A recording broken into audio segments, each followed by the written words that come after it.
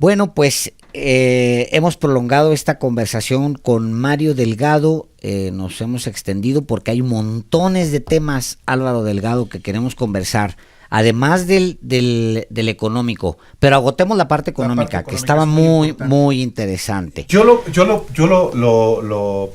lo traje a cuento porque siendo un programa periodístico, también la parte económica es muy relevante y hay preguntas que suele tener el auditorio sobre qué está pasando con la economía y por eso era muy importante. También qué está pasando con el apoyo, por ejemplo, a pequeñas, medianas empresas, que es otra de las cuestiones que sí están en la preocupación de mucha gente que de ese nivel votó por López Obrador y que quiere tener respuestas ante toda esta incertidumbre que para mucha gente hay. A ver, ahí la apuesta en el tema de los participantes en la actividad económica, pues ¿qué veíamos en el pasado? En lo que toca la actividad gubernamental, pues había siempre pues algunos favoritos, algunas empresas que de repente surgían nuevas y se llevaban eran las grandes beneficiarias y nunca bajaban a que las pequeñas y medianas empresas tuvieran la oportunidad de acceder a esto. Ahora, por ejemplo, lo que está haciendo el gobierno en materia de compras sí es impresionante, porque el gobierno dijo, a ver, ¿cuál es el 20% de las compras más importantes de todo el gobierno para consolidarlas y hacerlas con absoluta transparencia? Y resulta que ese 20% pues acumula el 80% del gasto. Y es sobre las que se están concentrando y es donde tienes ya resultados de ahorros de más de 113,000 millones de pesos. Eso es actuar sin corrupción, pero esto está abriendo la posibilidad de que otras empresas participen. Y va a haber otras compras que va a estar dirigidas específicamente a pequeñas y medianas empresas. Esas que jamás ni en sueños hubieran tenido la posibilidad de ser proveedores del gobierno, con esta nueva política tendrán la oportunidad de serlo. Y ahora, en términos generales también, para las empresas, el eliminar la corrupción pues va a ser un factor que les va a ayudar mucho, ¿no? Se tenía, por ejemplo, el INADEM famoso, el Instituto Nacional del Emprendedor, sí, pues que una buena parte de su presupuesto se iba en burocracia.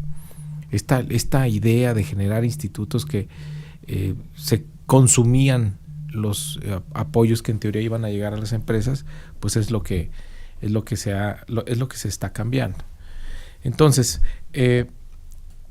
el eliminar la corrupción, el fortalecer el Estado de Derecho y el también quitar el costo de la violencia que se traduce a las empresas, además del costo que tienen vidas humanas, pues muchas empresas o tienen que pagar extorsión, derecho de piso, o las consecuencias de tener más vigilancia, tener cámaras, en fin, todo esto influye. Entonces, aquí la idea es que esta estrategia que tenga el gobierno, pues sí nos vuelva a una economía más atractiva para la inversión y más competitiva.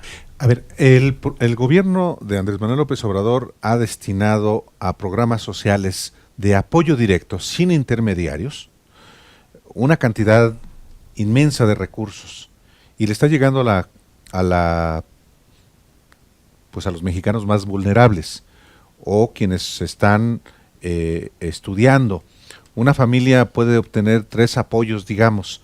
¿Eso qué tanto puede, si es que es posible, reactivar la economía, por lo menos a escala menor?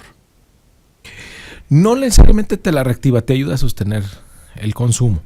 Ahora, no todos, la gran mayoría de los programas sociales no tienen una visión asistencialista, salvo el de adultos mayores, que tiene toda la lógica del mundo, que un país donde más del 50% de la población no tiene acceso a seguridad social, mucho menos a una pensión, que tengas una pensión universal, pues por el hecho nada más de ser adulto mayor y que te garantice cierto nivel de bienestar. Eso me parece que tiene toda la lógica.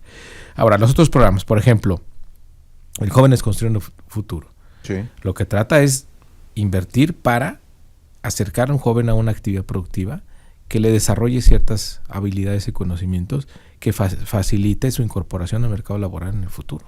Ese tiene un gran valor, no podemos decir que es asistencialista.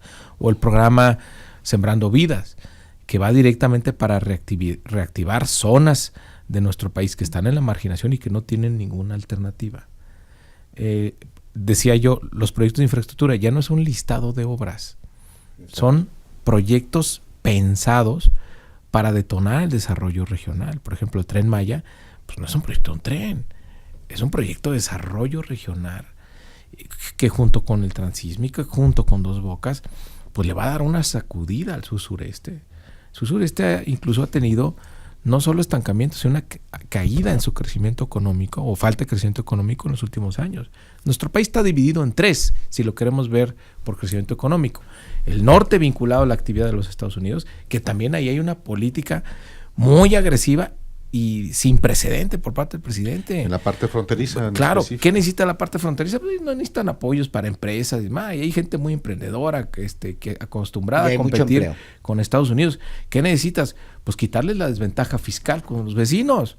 Entonces, el bajar el impuesto sobre la renta, el bajar el IVA, pues claro que vuelve más competitiva esa franja y claro que la va a impulsar a tener mayor actividad económica, que esa mayor actividad económica te va a terminar regresando la recaudación que estás perdiendo en el corto plazo. Pero aquí importa también el crecimiento económico, no solo la caja del gobierno.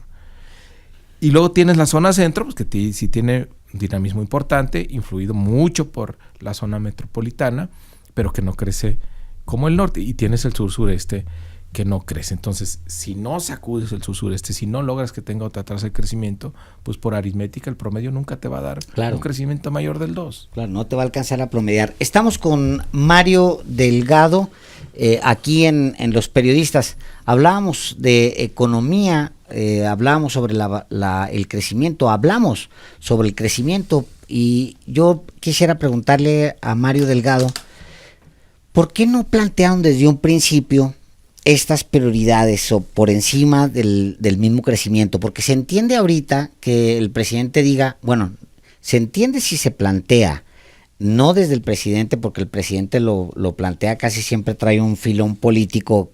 Por ejemplo, ayer que sale lo del Fondo Monetario Internacional, el presidente le agrega la colita de sí, pero el Fondo Monetario Internacional son los mismos estos que las políticas neoliberales y que México y no sé qué. Entonces, toda esa colita le hace mucho ruido a la explicación puntual que ahora más o menos medianamente empiezo a comprender, que es no midamos a la economía del país por el PIB en este momento. No exclusivamente. No exclusivamente por el PIB. Sí hay poco crecimiento, pero traemos tres factores importantes sobre los que estamos trabajando, que es pacificar el país, acabar con la corrupción y echar a andar la economía de abajo hacia arriba con los programas con los jóvenes, con las becas, etcétera.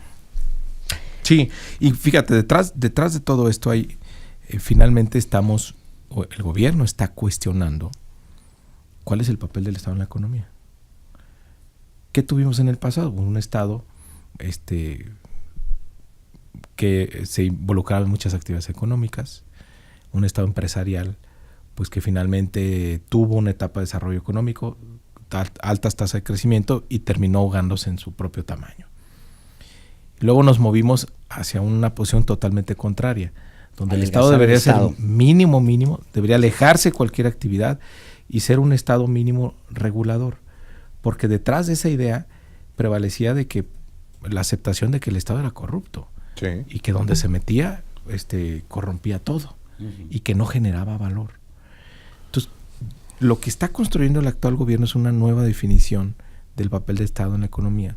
Entonces, es un Estado que genera valor, ¿no? Hay digamos, esta discusión a nivel global, que el Estado puede generar valor. Por eso, la inversión social dirigida a programas que van a tener finalmente un impacto en la actividad productiva. Exactamente. ¿No?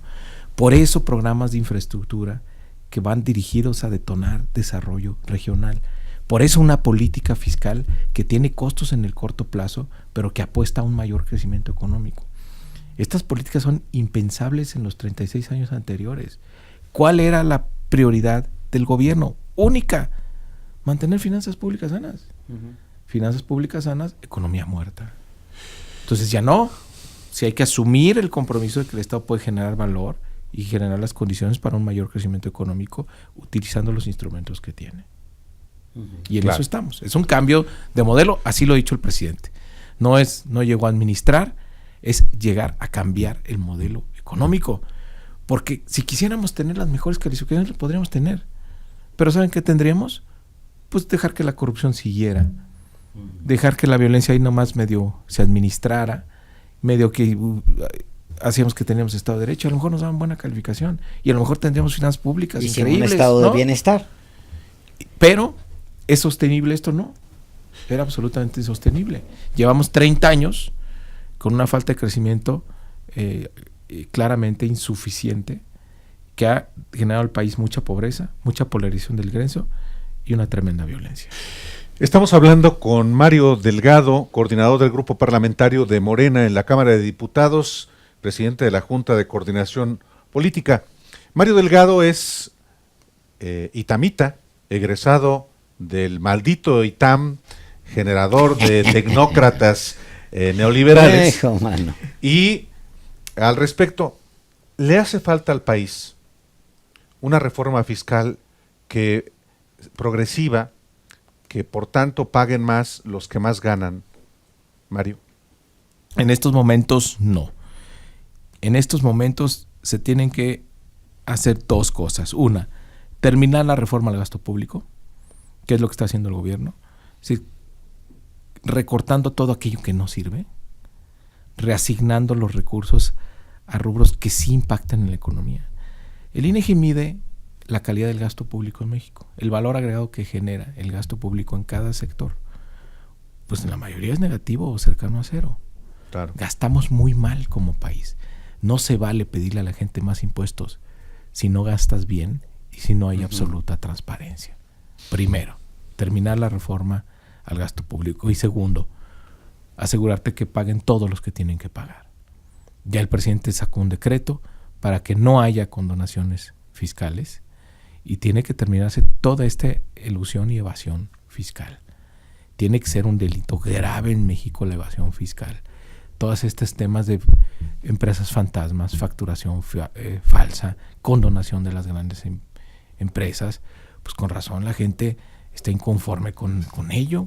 Pues, si ves estos beneficios discrecionales, pues no se vale pagar más impuestos.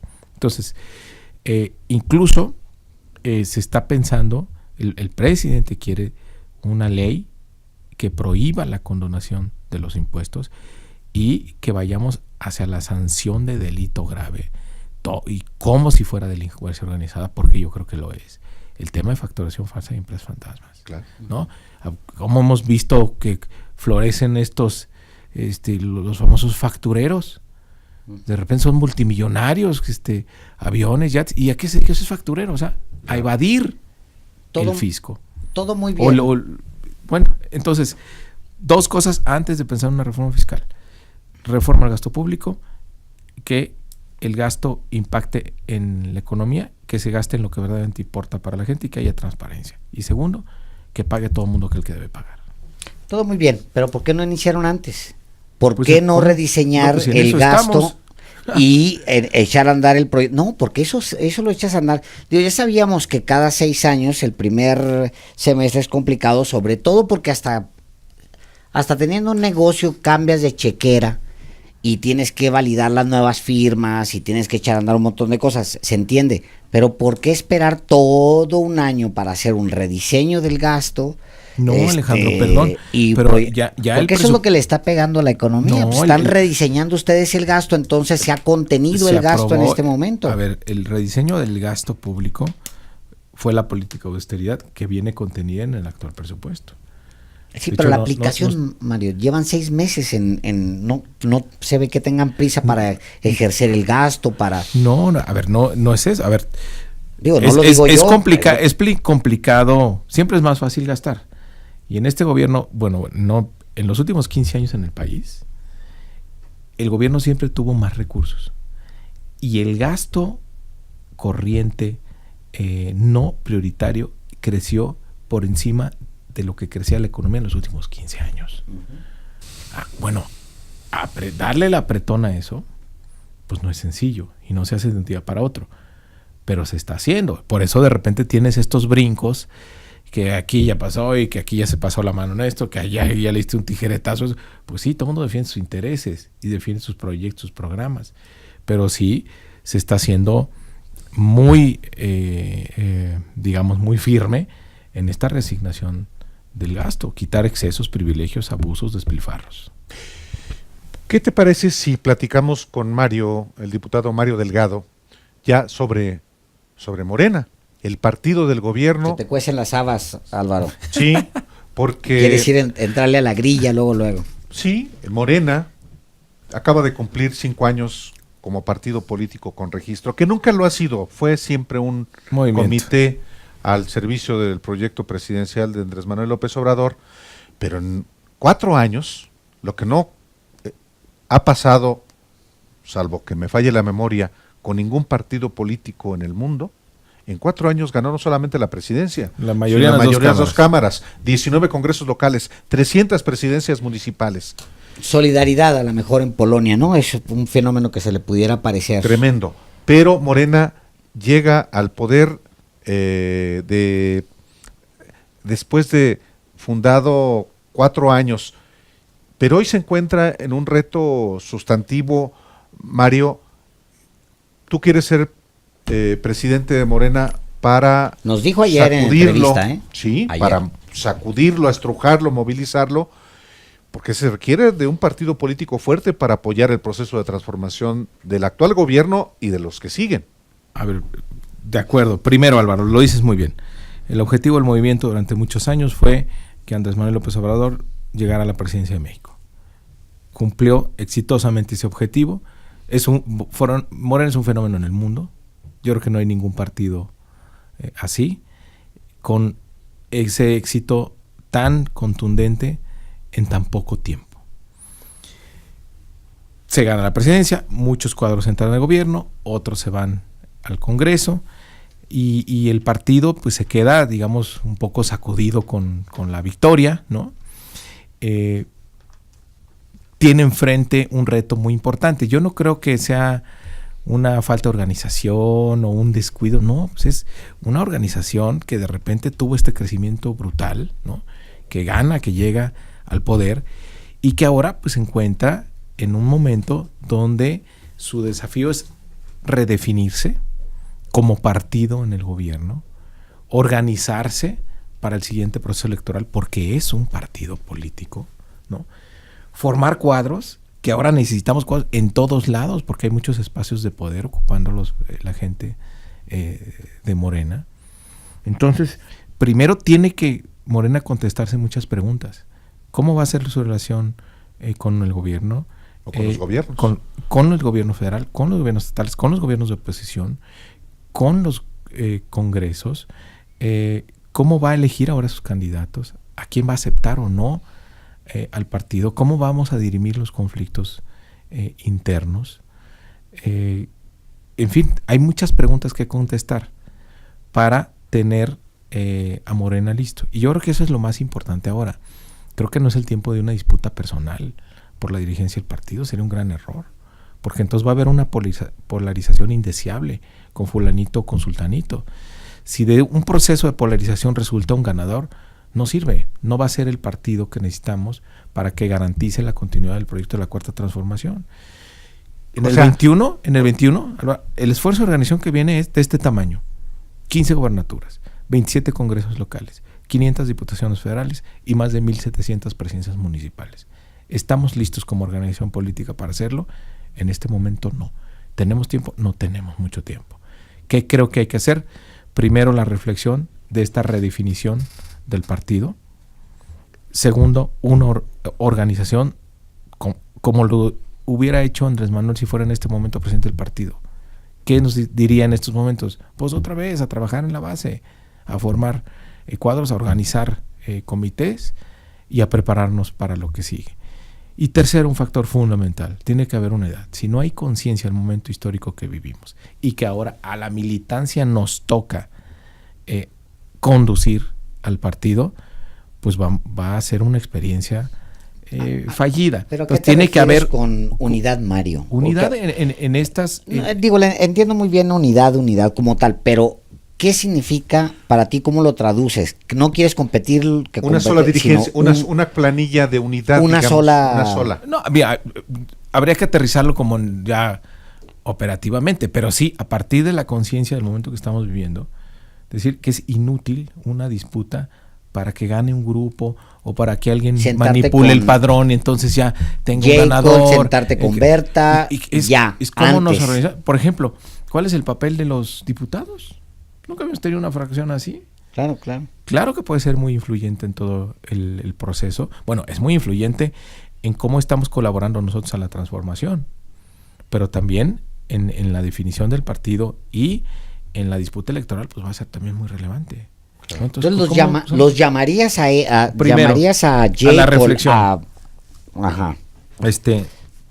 Que no haya conflicto interno, es decir, es el momento de la unidad, y a redefinir el partido yendo a la militancia, con la militancia. ¿Ya has hablado con Jacob? ¿Ya has hablado con Berta Luján? Sí, yo he hablado con ellas, les he manifestado esta idea que tengo. ¿Y cómo la sientes? ¿Receptivas al menos? Yo todavía está esta dinámica de disputa entre... No hay un proceso claro todavía para la renovación.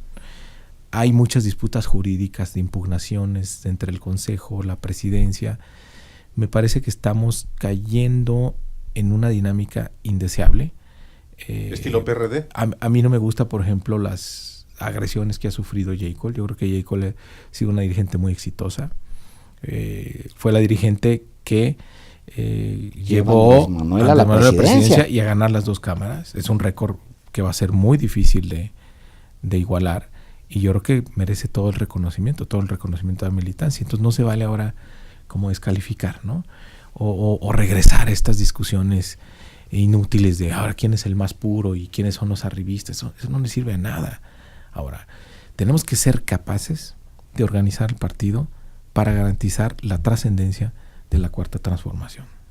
Y eso es lo más importante, y está por encima de cualquier ambición personal, aunque sea legítima.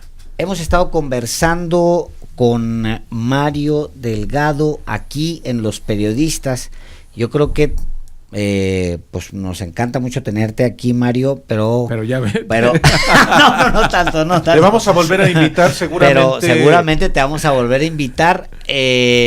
Una última pregunta. ¿Qué queremos preguntarle a Mario Delgado antes de dejarlo ir? Te va a dar, el presidente de Morena se elige, o presidenta se elige en 20 de noviembre.